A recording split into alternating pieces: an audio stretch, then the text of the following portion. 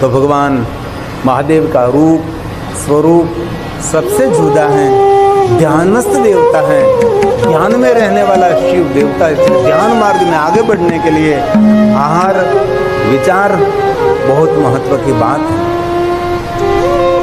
सप्तऋषि गर्गाचार्य महाराज नारद जी बृहस्पति देव भगवान महादेव के पास गए और शिव जी को कहा कि बाबा आपकी विवाह पत्रिका है, सुंदर देवी देवताओं को सबको आमंत्रित करिए, आपके विवाह में सब मान सम्मान के साथ यहाँ कैलाश में सबका आगमन हो और हम सभी आपको लेकर प्रजेश नगर में जाएंगे और सुंदर आपका विवाह दक्ष पुत्री सती के साथ होगा।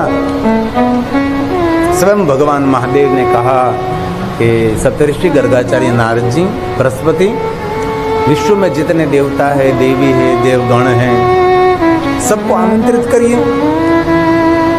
मेरा तो परिवार कोई है ही नहीं, न माता न पिता न बंधु न मित्र न गुरु न शिष्य, कोई नहीं, अकेला है शिव।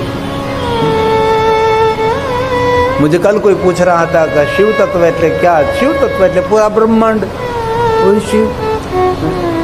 जो कुछ देख रहे वो भी शिव, जो कुछ देख नहीं सकते वो भी शिव, जो सोच रहे वो भी शिव, जो सोच नहीं सकते वो भी शिव, जो बोलते हैं वो भी शिव, जो बोल नहीं सकते वो भी शिव।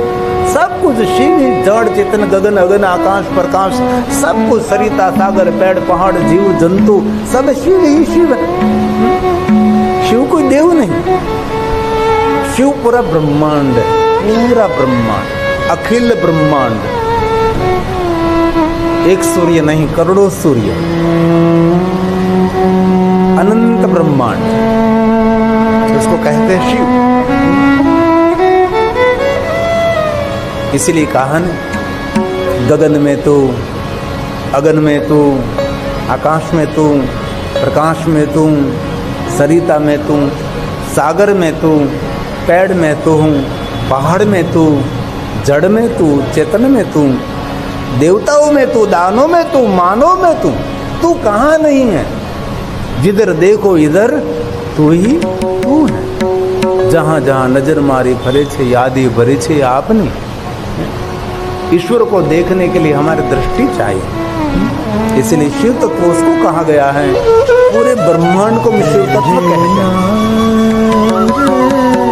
भगवान महादेव ने सभी ऋषि मुनियों को कहा आप सब सर्व को निमंत्रित करिए। और कथा का विस्तार है, भगवान शिव जी के विवाह में सभी देवता, सभी देवी देवताओं के गण, पूरे ब्रह्मांड में से सब शिवलोक में पधारे।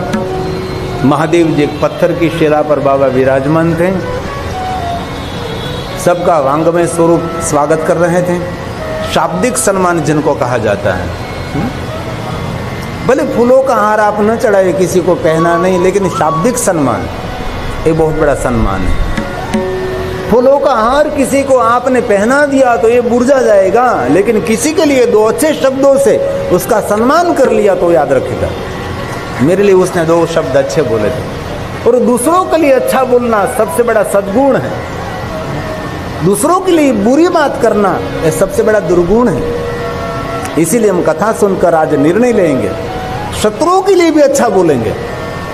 जिनके साथ हमारी दुश्मनावट है, जिनके साथ हमारे शत्रुता है, शत्रु को मित्र बनाने के लिए श्रेष्ठ कोई उपाय है तो उसकी लिए अच्छी बात करे आप, लेकिन नहीं आता। एक बात कहूं, आप सुंदर बोलने लगो ना तो आपका रूप भी सुंदर खिलने लगेगा। अब दूसरों के लिए बुरा बोलते रहोगे तो मोढ़ूपन ठरड़े जैसे, नाकपन मरड़े जैसे। इसलिए सुंदर बनने के लिए भीतरी सुंदरता को प्रकट करें आप। अरे सभी देवता आ गए, इंद्र इंद्राणी ब्रह्मा ब्रह्माणी विष्णु लक्ष्मी वरुण कुबेर आदि आदि देवता, पूरा कैलाश जगमगा उठा। जैसे घनघोर अंधकार भरी रात हो और रात में इतने सुंदर छोटे छोटे तारे अंधकार से भरी हुई रात्रि की शोभा की वृद्धि करते हैं, अंतरिक्ष को जगमगा देते हैं, वैसे ही कैलाश में सभी देवी देवताओं की उपस्थिति कैलाश की सुंदरता में और वृद्धि कर रहे हैं। भगवान शिव जी प्रसन्न मुख मुद्रा से एक पत्थर की शिला पर महादेव बैठे थे। लेकिन मुख मुद्रा प्रसन्न थी। अंग पर कोई वस्त्र भी नहीं था। दिगंबर हो तो ऐसा हो, वरदाता हो तो ऐसा हो। नहीं कोई सोना चांदी हीरा मोती जवेरियात, नहीं कोई मुकुट, तो भी प्रसन्नता महादेव के पास रही। ये प्रसन्नता का कारण क्या है? प्रसन्नता का कारण है भीतरी एकांत, ध्यान का मार्ग, स्वमुखी जीवन, अपने स्वयं का दर्शन करना। जब जब प्रश्न उठे तब दिल की आवाज सुनो। दूसरों के पास जाने की कोई जरूर नहीं है। हमारा बहुत पहले मैं सूत्र बोलता रहता था, जब जब प्रश्न उठे तब दिल की आवाज सुनो। जब जब प्रश्न उठे तब एकांत में बैठकर अपने दिल की आवाज सुनो। और दिल से जवाब न मिले तो अपनी आंखें बंद करके अपने माता पिता को याद करो। जब जब प्रश्न उठे तब एकांत में बैठकर अपने दिल की आवाज सुनो। दिल से जवाब न मिले तो अपनी आंखें बंद करके अपने माता पिता को याद करो। और माता पिता से जवाब न मिले तो अपने धर्म ग्रंथों को याद करो।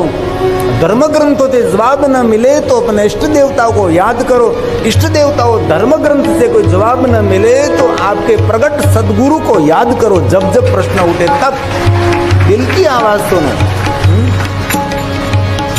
ये सूत्र मेरा नहीं है, मैंने थोड़ा उसमें थोड़ा बदलाव कर दिया, थोड़ा सा डाल दिया अंदर, लेकिन ये सूत्र है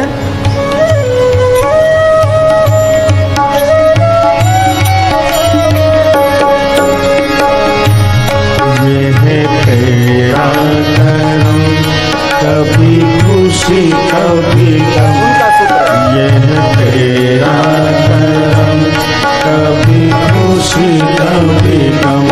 ना जुदा होंगे हम, कभी खुशी कभी गम।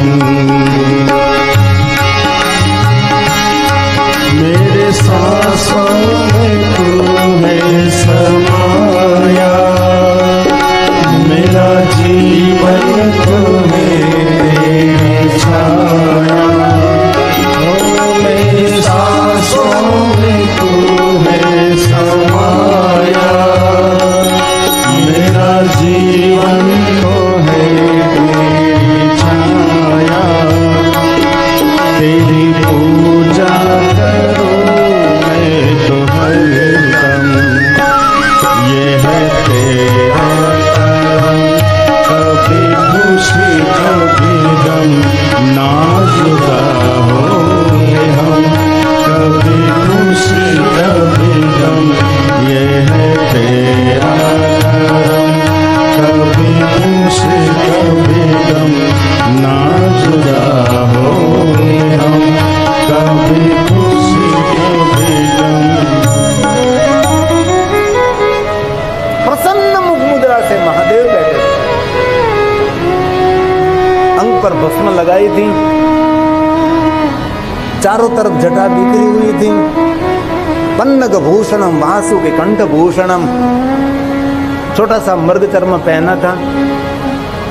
एक बात कहूं, जीवन का सबसे बड़ा जो मोटिवेशन पात्र हमारे लिए है तो भगवान शिव है। शिव से बड़ा कोई मोटिवेशन हो ही नहीं सकता। सबसे बड़ी प्रेरणा लेने के लिए है तो भगवान शिव है।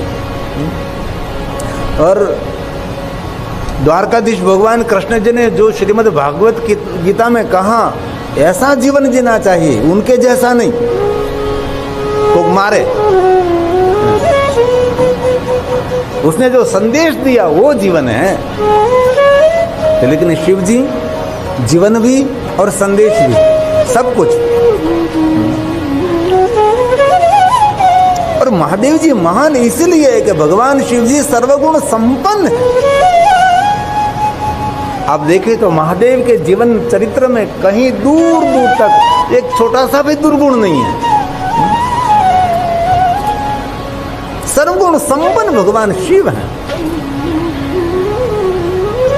तो लोगों ने सही अर्थ में भगवान शिव जी को सुनने का प्रयास नहीं किया, किसी ने कहने का प्रयास नहीं किया। इसीलिए शिव जी के बारे में बहुत समाज में गलतफहमी हुई। लेकिन वास्तव में शिव जी को गहराई से देखें तो महादेव जैसा गुणवान कोई देव नहीं है, महादेव जैसा कोई उदार देवता नहीं है, और शिव जैसे कोई तपस्वी नहीं है, शिव जैसे कोई पावन और पवित्र और मनुष्य मात्र का, जीव मात्र का सर्व मंगल और कल्याण करने वाला कोई देव दुनिया में नहीं है।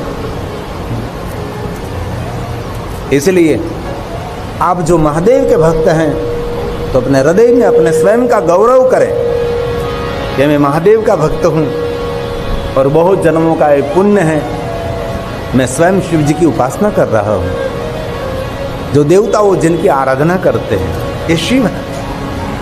तो ब्रह्मा, ब्रह्माणी, विष्णु, लक्ष्मी, कुबेर, वरुण, इंद्र, इंद्राणी सभी लोग हैं, और इतने सुंदर सुंदर आभूषण पहन कर आए थे, इतने सुंदर सुंदर वस्त्र परिधान धारण करके आए थे, अकल्पनीय था।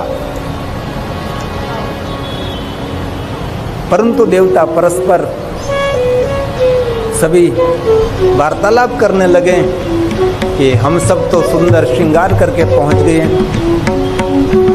जिनका विवाह है उसका तो कोई श्रृंगार नहीं है, जिनका श्रृंगार ये अंगार है उसको अग्नि क्या जला सकती है? ये शिव है, ये महादेव है। तब देवताओं ने मिलकर कहा कि नारद जी, हम सब तो सुंदर श्रृंगार करके सुंदर सुंदर वस्त्र, सोना चांदी, हीरे मोती, मुकुट को धारण करके पहुंच गए हैं, लेकिन महादेव को आप जरा कहिए थोड़ा तैयार हो जाए। नारद जी ने कहा कि मैं बृहस्पति देवता को कहता हूँ जो देवताओं के गुरु हैं, इसलिए भगवान शिव जी को कहने का प्रयास करें हम। और नारद जी और देवगुरु बृहस्पति दोनों महादेव के पास गए, और शिव जी तो पत्थर की शिला पर बैठे थे और इतनी भस्म लगाई थी कि भ्रूहु का हलन चलन होता था तो भी भस्म नीचे गिरती थी। और भस्म का सही नाम है विभूति। देवताओं के मन में प्रश्न हुआ था कि सही नाम तो विभूति और हम सब उसको भस्म क्यों कहते हैं। देवताओं को जो प्रश्न उठता है तब सभी देवता शिव के पास पहुंचते हैं, और सभी प्रश्नों का निवारण करने वाले भगवान शिव हैं। दुनिया का कोई ऐसा प्रश्न नहीं है जो शिव जी इस प्रश्न का निवारण नहीं कर सकता। और दिल से दूसरी बात कह सकता हूँ, दुनिया का कोई दुख ऐसा नहीं जो शिव जी इस दुख में से आपको मुक्त नहीं कर सकते। लेकिन आपकी निष्ठा, आपकी श्रद्धा, आपका भरोसा होना चाहिए। कभी कभी जीवन में हम हिल जाते हैं, इतने दुख पड़ते तो हमारी श्रद्धा कभी डगमग जाती है, बहुत लोगों के जीवन में। और जीवन में कभी कभी ऐसा पड़ाव भी आता है, कभी हम हिल जाते हैं कि हम क्या करेंगे, कोई द्वार ही नहीं मिलता, कोई रास्ता नहीं मिलता। ऐसा समय हर व्यक्ति के जीवन में आता है, हर व्यक्ति के जीवन में। और कभी घबराना नहीं है, कभी विचलित नहीं होना है।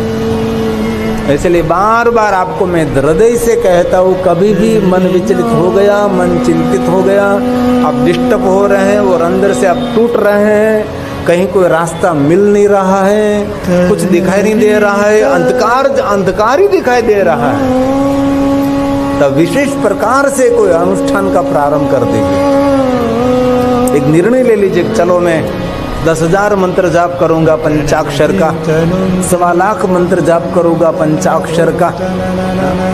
और जितने पंचाक्षर मंत्र का जाप करेंगे इतनी धीरे धीरे आपकी जो विडंबना है वो दूर होती जा रहेगी। ये उपाय है, और कोई उपाय नहीं। और मैंने कल भी कहा था, परसों भी कहा था, थोड़ा सा धैर्य रखें। जिनके पास धैर्य नहीं है वो व्यक्ति डूब जाता है, जिनके पास धैर्य है वो व्यक्ति पानी में तैर सकता है। इसमें धैर्य की आवश्यकता बहुत रहती है। और बृहस्पति ने देखा और नारद जी ने कहा, बृहस्पति हम शिव जी की स्तुति करेंगे। और बृहस्पति ने महादेव की सुंदर स्तुति का गायन किया। आया ध्यान? अज्ञानी क्या फल को पावे, तेरी मेरी में जन्म गुमार। अज्ञानी का प्रतीक उसका मन विचलित रहता है, मन उसका स्थिर नहीं है। इसलिए मेरे शिव महापट ग्रंथ में बहुत सारे श्लोकों में शब्द दिया है, श्रुणु तवम सावधानम। आप सुनिए लेकिन सावधान होकर सुनिए। मन की सावधानी बहुत आवश्यक है।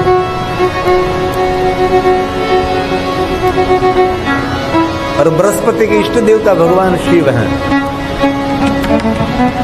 और जिनके इष्ट देवता महादेव हैं वो धरा पर धन्य है। एक कुल भी प्रणम्य है, इनकी कुल परंपरा धन्य है। जिनके इष्ट देव महादेव हैं, जिनके कुल देवता महादेव हैं। और आज मैं गौरव करता हूँ मेरे जजमान श्री सभी ब्राह्मण हैं, और ब्राह्मणों का इष्ट देव भगवान महादेव है।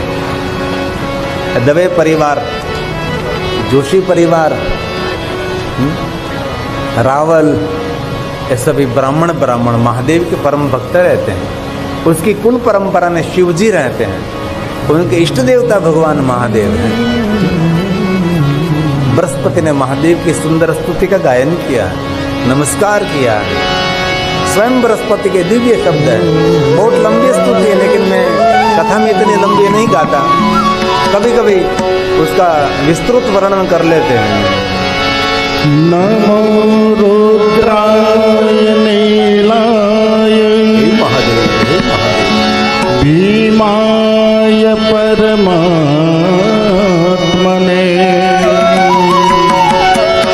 कपर्दिने सुरेशाय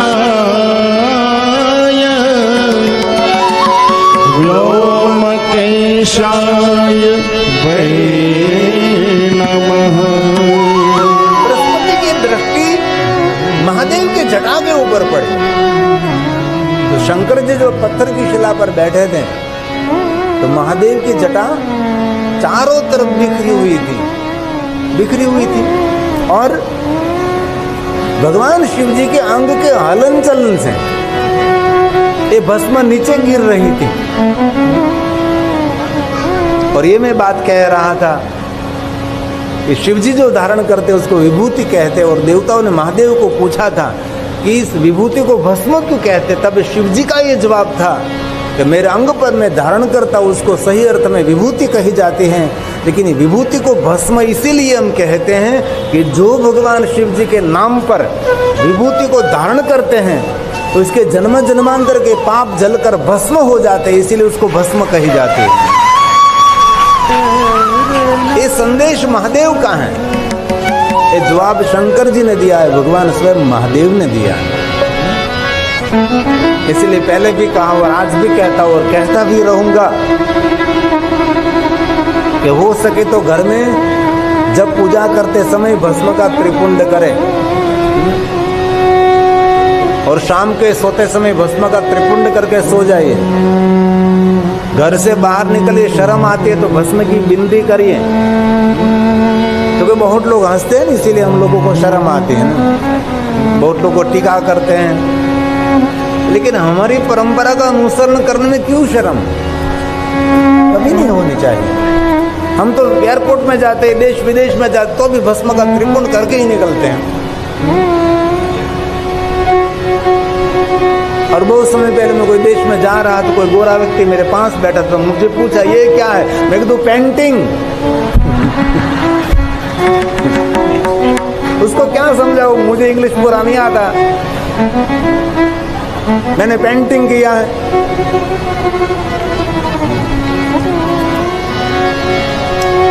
तो उसने उसकी भाषा में कहा तो मैंने कहा मेकअप तेरा पाप का बैकअप मुझे लेना ना पड़े, इसीलिए ये हमारा मेकअप है महादेव की भक्ति का,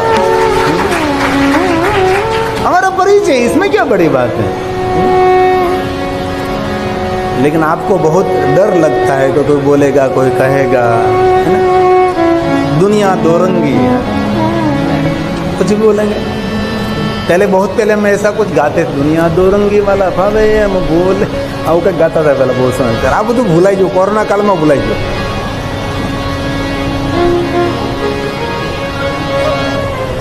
આવડે છે પંક્તિ યાદ છે? दुनिया दो रंग वाला भावे हम बोले, दुनिया दो रंगी वाला भावे हम बोले, अंतर ना प्रेम द्वार भक्ति के खोले, अंतर ना प्रेम द्वार भक्ति थी खोले, राम रस पीलो किनारे जीत पसी बोली हमारे, राम रस पीलो किनारे जीत पसी बोली हमारे, राम रतन सांझ सवारे जीत पसी बोली हमारे, राम रतन सांझ सवारे जीत पसी बोली हमारे.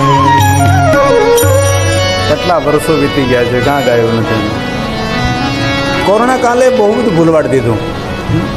કોરોના કાલ પછી ઘણા બધા ભજનો, જીવડા રે જીવડા અજ્ઞાની જીવડા, આવું કેટલું ગાતા આપણે, કેમ કેટલું જતું રહ્યું, વિસરાઈ ગયું.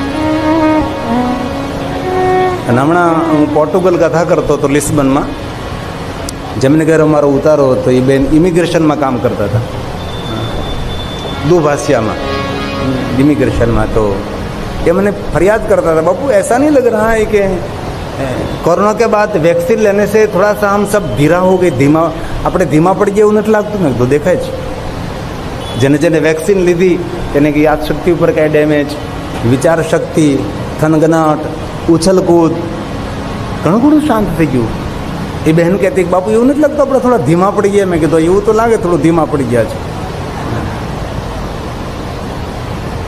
માણસના સ્વભાવમાં ઘણો બદલાવ આવ્યો છે. કોરોના પછી માણસ બદલી ગયો છે, ઘણું બધું બદલી ગયો છે. ઘણા બધા ભજનો જતા રહ્યા યાર. તો ફરી વાર ધીરે ધીરે આપણે અપડેટ કરશું ને લાવશું. ભક્તિની વાતો જેના દિલમાં રમેલી, કેવા કેવા ભજનો ગાતા.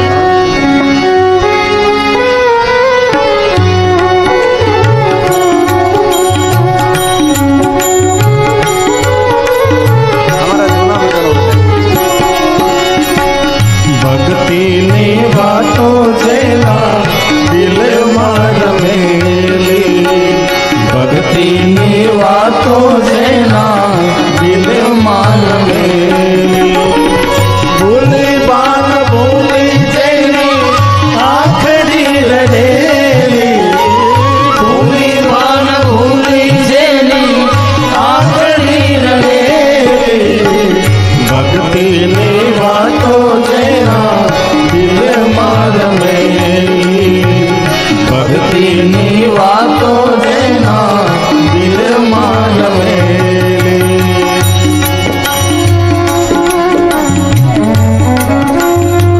વચ્ચેના સમયમાં તો આ ભજનો ભૂખાઈ ગયા.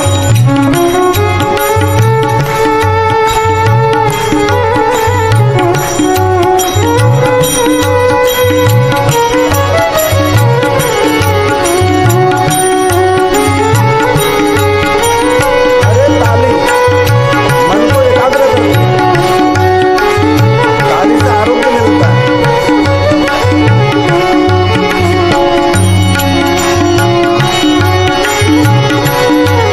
ભક્તિનો ભેદ.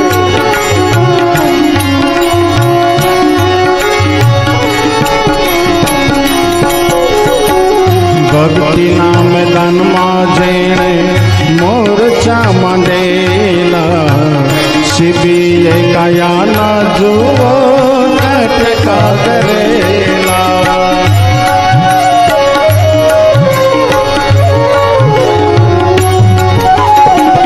ભક્તિના મેદાનમાં જેણે મોરચા માંડેલા, શિબીએ કાયાના જુઓ કટકા કરેલા. એક જ વચને જેણે પ્રાણ તો તજે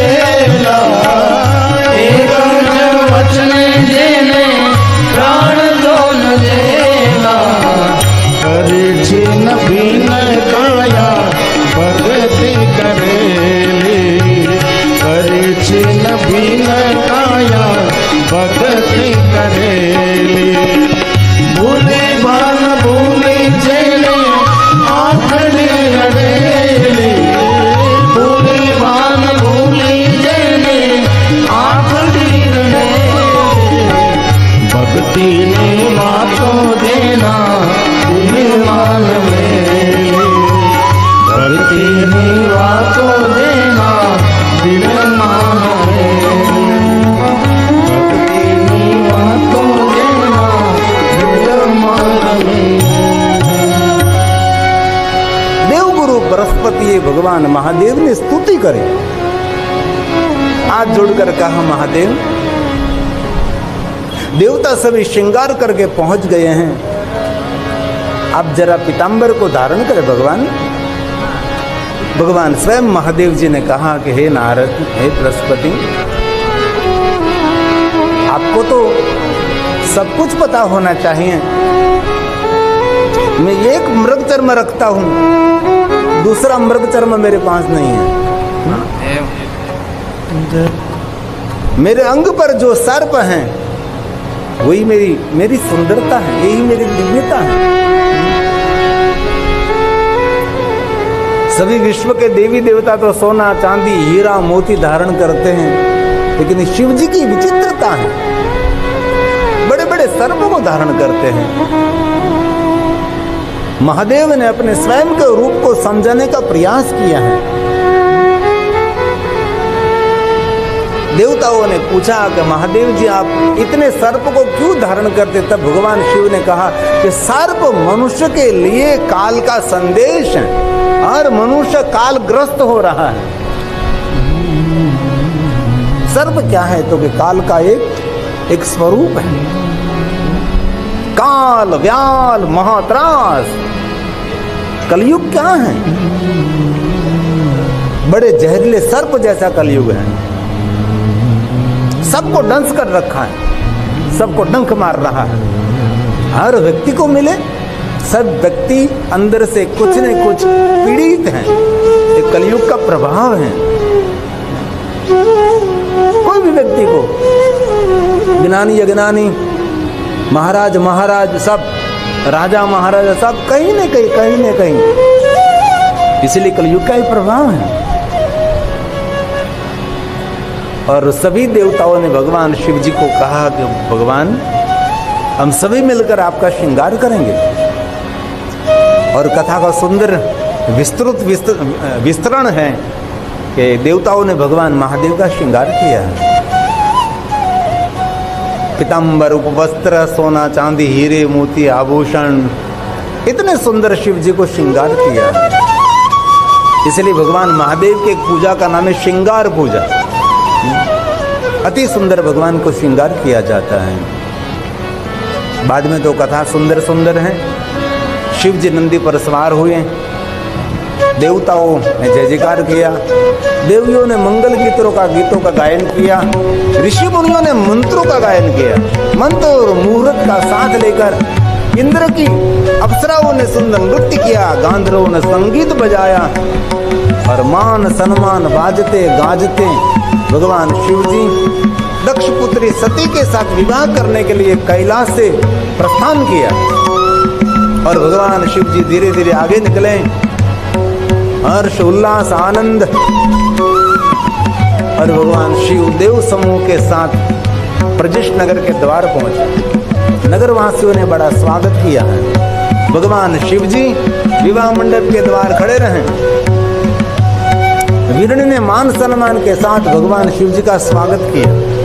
भगवान महादेव विवाह मंडप के मध्य में विराजमान हो गए और नारद जी हंसता खेलता रमुज से भरा हुआ पात्र नारदो मुनि सतमः दक्ष महाराज को कहने लगे, आपकी पुत्री सती का विवाह शिव के साथ आप कर रहे हैं, विवाह मंडप में उसका आगमन कराइए। दक्ष महाराज ने पुत्री सती का आगमन विवाह मंडप में किया।